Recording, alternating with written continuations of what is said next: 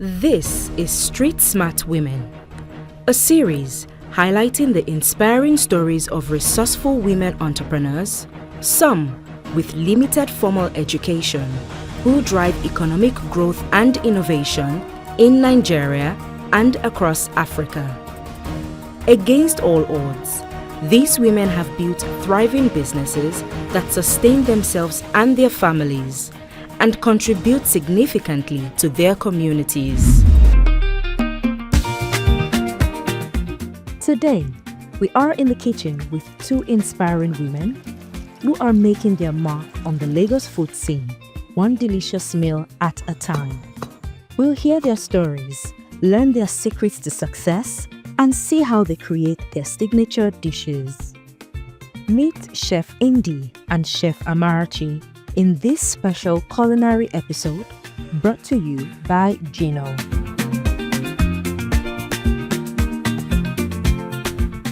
In the competitive Lagos food scene, Ndie's kitchen has become a household name for authentic flavor-packed Nigerian meals.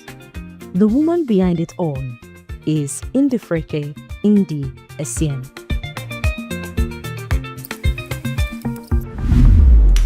Chef Ndie decided to trade fabrics for food and build her brand from the ground up. Before Ndie's Kitchen started, I was at Ouch Lifestyle Plus. It's a fashion and lifestyle brand. I was there for about 6-7 years, and I grew from bottom up there. To understand her success, you have to understand her foundation. Chef Ndie explains how the skills she learned in the fashion industry became the secret ingredients for her culinary business. I started from the bottom up, and I got to learn marketing, I got to learn sales, I got to learn customer service, and I felt I could use that to start a business. Now you'll be wondering, why did I leave the fashion industry and move into the food industry? I had a passion for cooking, always have. My mom is a good cook. I learned from the best, yes. And everybody around me cooks so well, and I just had a passion for cooking. So I picked that interest, developed that interest, and decided to use it to make cash for myself. Ndie's Kitchen started about 6 years ago. Yeah, this December will make it 6 years, in the comfort of my home. Then I had a small kitchen where I was staying before, and that's where the brand started. From that kitchen, sales picked up, delivered within Lagos and even outside Nigeria.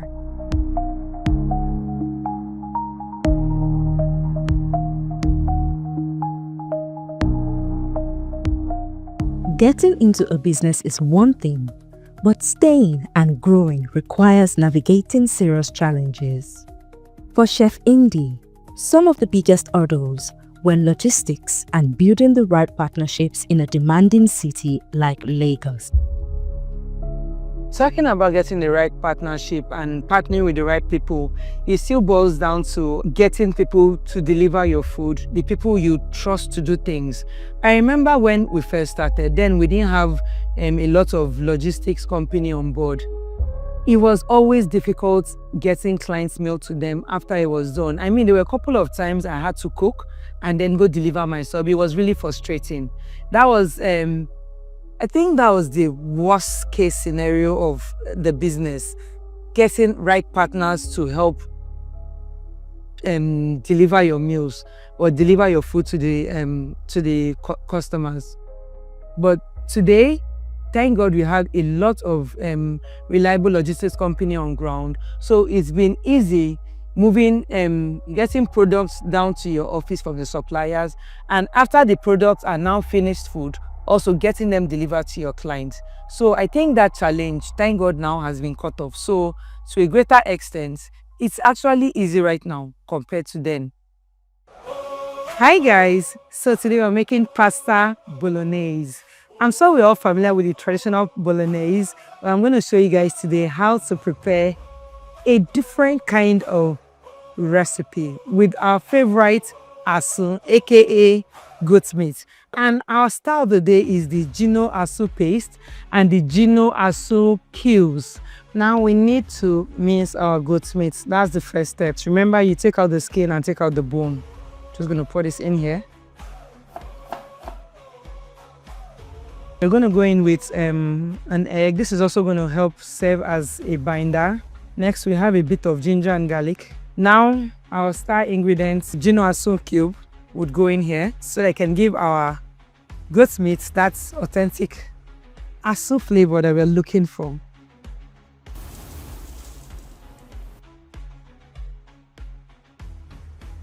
Our minced meat is ready. This is what your minced Asun looks like.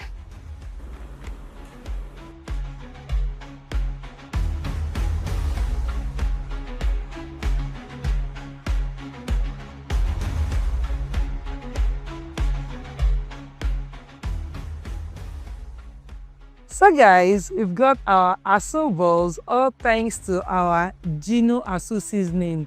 Yummy! Now that we've made our Asun balls, it's time to head straight start making our stew base.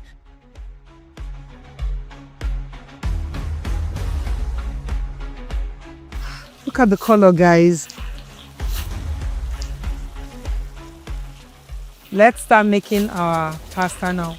Guys, the color is everything. Next, we are going in with our seasoning, and we're using the Asun flavored seasoning cubes.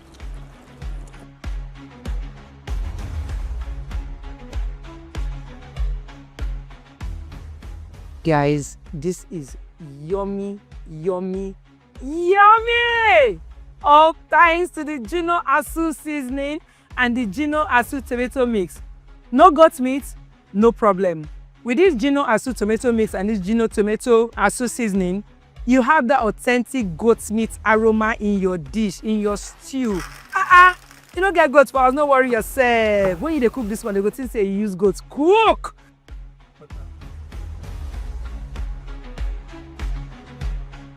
Some green bell peppers for color.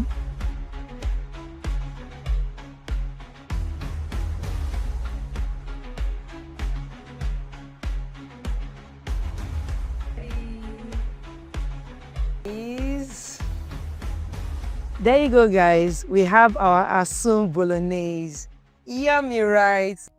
After watching the master at work, we invited a food enthusiast to give us the final verdict. This Gino Asun seasoning is absolutely amazing. I mean, it enhances the flavor. Chef kiss to Chef Ndie, and a big thank you to Gino for this.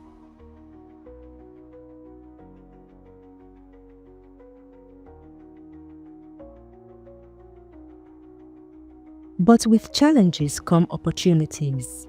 The COVID-19 lockdown, a difficult time for many, unexpectedly became a turning point for Ndie's kitchen, helping her solidify the very partnerships she needed. For this street-smart woman, the vision is about building a sustainable brand. She's not just cooking for today, she's creating a legacy through consistency and by investing in learning and development. So it's one thing to have passion, it's another thing to also have someone you look up to in the line of business you have passion for. Starting up Ndie's kitchen, I had actually admired, I'm going to call her name, Chef T, Diary of a Kitchen Lover. I had admired her so much. I watched her, then she had a YouTube page and I always watched her cooking. And that actually made me fall in love with what she was doing. She started showing me the beauty in this whole kitchen thing. Now this kitchen thing is not as it used to be. Then we also have Fraser Foodies. She actually showed me the business aspect of cooking. That yes, there is plenty money. Thank you, Mama. Those are my two mamas, Diary of a Kitchen Lover and Fraser Foodies. I looked up to both of them. I watched their space. I actually have a personal relationship with both of them. I talk to them. I ask them questions. Sometimes when I feel lost, I still feel lost today. They are above me. They started way before me. So it's expected that they know more than me. So once in a while, I still run to them talk to them when I'm trying my best to connect the lines, and they help me connect those dots together. Chef Ndie's impact isn't just felt by her customers, but by the team she leads. Her belief in mentorship is changing lives. We spoke to one of her long-term staff members, Amaka, about her experience. She has encouraged me a lot. She even enrolled me into a cooking competition. I never assumed that I was going to win it. I was so scared. I did not believe in myself, but she kept on pushing me and telling me I can do it. So when I go for it, fortunately I came second. With years of experience turning a home-based passion into a thriving business, Chef Ndie has powerful and practical advice for aspiring female entrepreneurs who want to follow in her footsteps. As an aspiring young female chef, first, I'm not going to lie to you, it's not going to be easy at the beginning. You're going to have tough roads, but trust me, that's the hardest part of it all. Once you cross that hurdle, it's a smooth sailing afterwards. Be true to your craft. If you need to go take a course in catering, go to a culinary school to brush up, please do that. If you need to also improve on your cooking skills, do that. It's going to be a plus to you. It's going to help you. I mean, food is something everybody can do without. So whether you're cooking food as a business or cooking food for yourself, it's a skill that is a plus to you, and it's going to help you in the long run. Also, another thing our advice is maximize the social media space. It's the new cash cow in town. I'm cashing out on social media. I run a big kitchen space, not a restaurant, and we sell out every day. When I mean every day, I mean every day. We don't have clients walking here to eat. Our market space is on there, the social media space. So I would advise that you maximize that social media space as much as you can. Be ready to create content. Be ready to sell and post everything you do. And guess what? Starting or going into the culinary space is not that expensive. You can literally start with what you have. I mean, when I started my kitchen business, wouldn't believe if I tell you that I started mine with making my meals. When I cook my food, I just cook my food and I post it. When I post it, people see it, like it, and request for it. So I tell people it's actually cheap to actually start a culinary line of business. If you want to start cooking, you want to start catering, you want to be a chef, you want to make it's actually very cheap. You don't need so much. Just start with what you have. And trust me when I say you would make it. I mean, use me as an example. One advice I would have for you today who wants to start this business is, the minute you start and the money starts coming in, my dear sister girl, reinvest back in the business. Yes, I know self-care is good. Self-day, pamper day is good, but reinvest back in the business. It will thank you later. I'm going to give you an example. When I first started and I realized that the number one cash cow was the social media space, what did I need in return? I needed a good phone so that my products and my images could be out there in a better view. I needed good lighting. I reinvested in that. This led to more engagements from clients, more engagements from brands. I would advise you reinvest in the brand the minute you start getting that money, and that is what will help the business grow.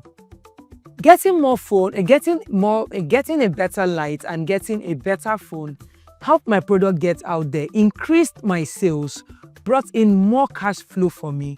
Also even gave me reason to look for a bigger space because production was growing. That was what made me see the need to leave my kitchen space at home, come out there, get a space, and give birth to the Ndie's Kitchen Studio that we have today where we're operating from. So one advice I would give to you is, once it starts picking up, reinvest in the brand. Buy those things you need to buy. Your brand will never wake up one day and tell you, I'm not doing it again. But you see that your bobo, one day might wake up and tell you he's tired of the relationship. But your brand will always be your brand and it'll keep thanking you. And when you get your staff, invest in training them. Training takes them a long way. Make sure you have standards in place. Having standards in place will ensure that the brand runs effectively, whether you're there or you're not there. Having your staff know the right things to do when to do it would help your brand maintain a standard for a long time.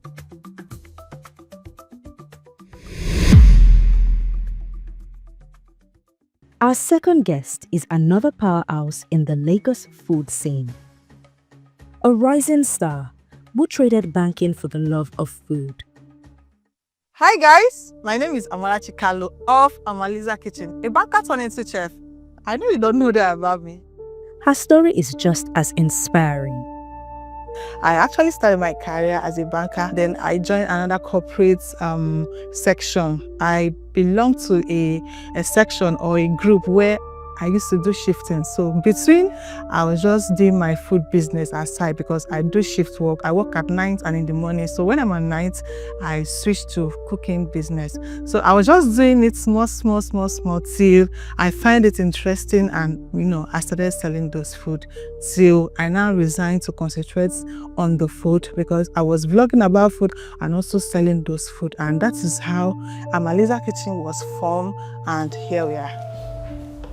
Many assume a passion for cooking is inherited, but for Chef Amarachi, her love for creating recipes was born out of necessity and friendly competition during her school days.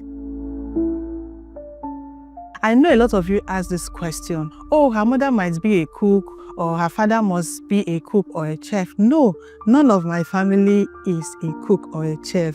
I found this passion from my secondary school.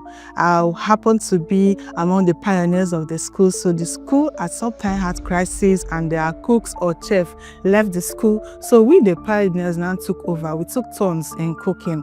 So that competition. So I started researching, going on YouTube, finding out, how to do this and just put ingredients together to form a very nice dish. So that was how the passion came about. That was how I fell in love with it, and I find myself here. In a crowded market of food creators, consistency and a unique approach are key. Chef Amarachi explains how she stands out and why she believes being a chef is about solving a fundamental daily problem. What inspired me as a chef is the way food brings people together. I love the way a good meal just lighten up a room. So that gets me inspired. And the fact that people eat food every day, it actually makes me to wake up every day to satisfy those cravings, to make those people satisfied as, my clients or my customers. So that actually inspires me every day because I have a need to meet. I have a solution to solve. So that inspires me as a chef.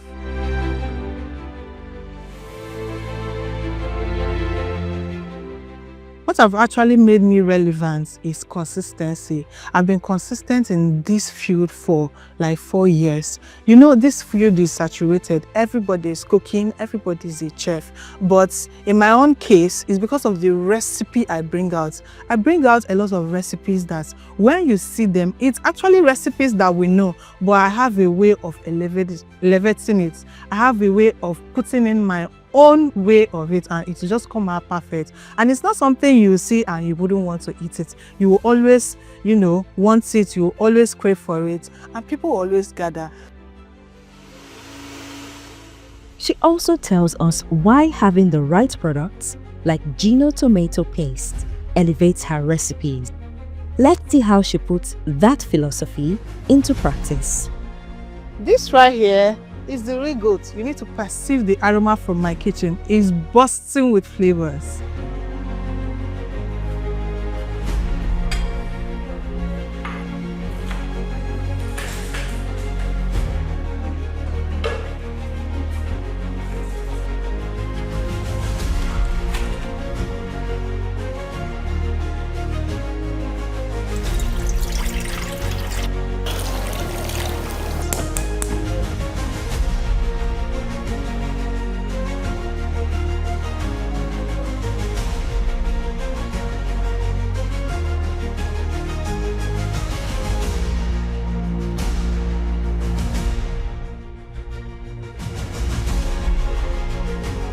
if you don't have goat's meat, please just go ahead with this. This will give you that aso flavor. After the tomato paste, we went in with our tomato mix, which is our pepper mix. We didn't add fresh tomato to this. We only did pepper mix. So this is frying. We're going to leave it to fry a bit till the oil start floating on top. That's the secret. So while that is frying, we are going to dice our asun to the size that we want it. This is a whole lot, so we are going to cut them into pieces.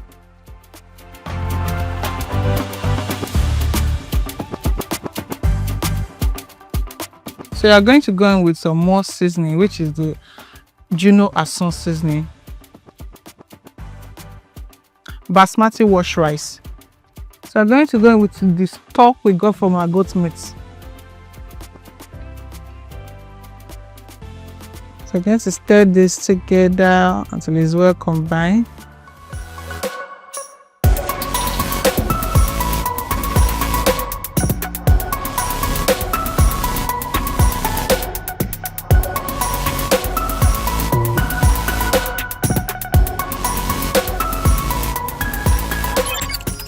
For this street smart woman, the vision doesn't end here. Her plans for the future are ambitious, aiming to build a global brand and inspire the next generation of chefs. In 5 years, I see this brand Amaliza Kitchen known globally, not just for the great taste of good meals, but also the experience it brings. I see myself expanding into opening a restaurant, a walk-in restaurant, yes, that you can walk in to grab your food. And I will also expand into creating my own signature sauce, spices that will have my name on it, and also inspire people. Open a culinary place where people can also come and learn what it takes to be a chef, what you will experience, and all of that. Chef Amarachi leaves us with some crucial advice for anyone aspiring to start their own food business, reminding them that the right ingredients and the right mindset are everything. Having the right products to use always goes a long way. And as for me, I've been consistent with Junior products, and I will advise you to do same, because this will elevate your cooking and take it from a 0 to 100. You will have me to think later. As aspiring chefs who wants to go into food blogging, cooking food, selling food, the first thing I want you to do is to first put God first. Then secondly, be consistent. Have it in mind that you are going to be consistent. You are going to show up every day or as much as you can, because I promise you it's not easy, but you are going to be there. Come out every day and show yourself. And also start now. Start now. Totally start now. You need to start now. Don't look at the phone you are using right now. Don't look at the gadget you are using right now. Just start now with the little one you have. Let me tell you, people like growth. People like to watch people grow. People like to see people from their humble beginnings. So start now. Before you know it, you get to where you are going to, where you want to be in future. And I hope this will inspire you to start now. Street smart women and Gino would like to celebrate Chef Ndie and Chef Amarachi for being street smart women. Thank you for watching, and stay tuned for more episodes filled with flavors, smart tips and inspiration.